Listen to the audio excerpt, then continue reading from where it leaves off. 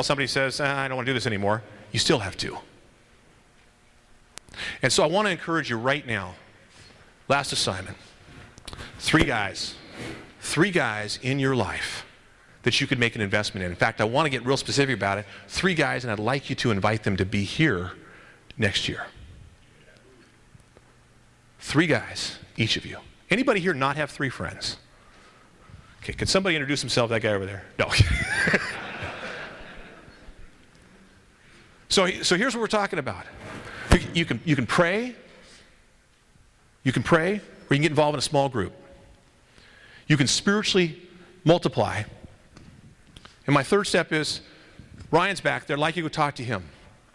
And what motivates him, if you can, not everybody, we don't have a lot of time, but go back and see, this is a guy who is a missionary for Jesus Christ on college campuses. There are other great men in leadership here in the community. My invitation is talk to somebody who's doing something like this and ask them how to get started. I am so grateful for my time with you, gentlemen.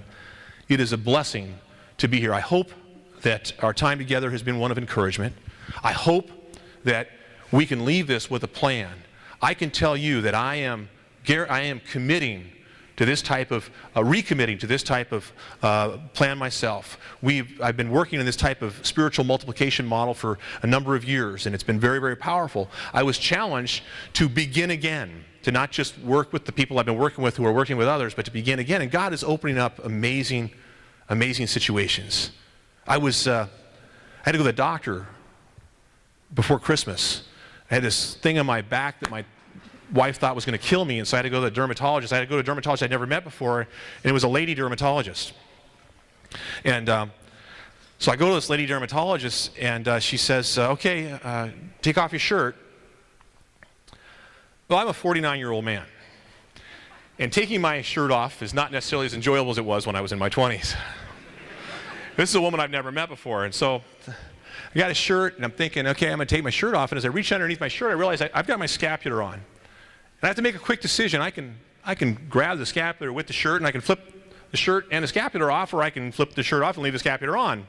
So I said a quick prayer to the Holy Spirit and decided I would leave the scapular on. And so she's got her back to me. She's working on some paperwork, and I take off my shirt, and then she turns around and she looks at me and she says, "Wow."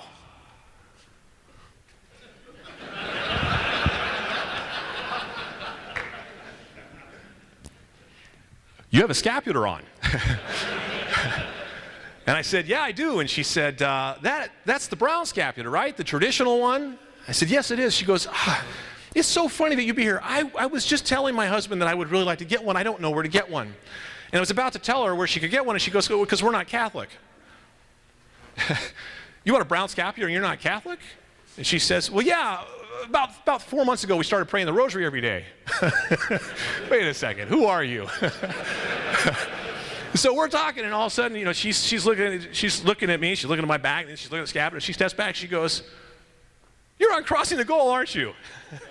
And I said, "Yeah, I am on Crossing the Goal." And she goes, "This is so exciting. Can I get a picture with you?" To which I said, "Can I put my shirt back on?" And Mary and I have gotten to be friends over the last few months. She's a Presbyterian, a very devout Presbyterian. We were talking, she said, I've been leading a Bible study for 8 years in my church, and I discovered the biblical teachings of Scott Hahn and Jeff Cavins, and they began to change the way I understand the Scriptures. And by the way, you Catholics, you have that whole Eucharist thing down. And I said, I don't want you to think I got my hand in your back. That's the Holy Spirit's job, but if you want somebody to open the door for you, I'd love to welcome you into the Catholic Church.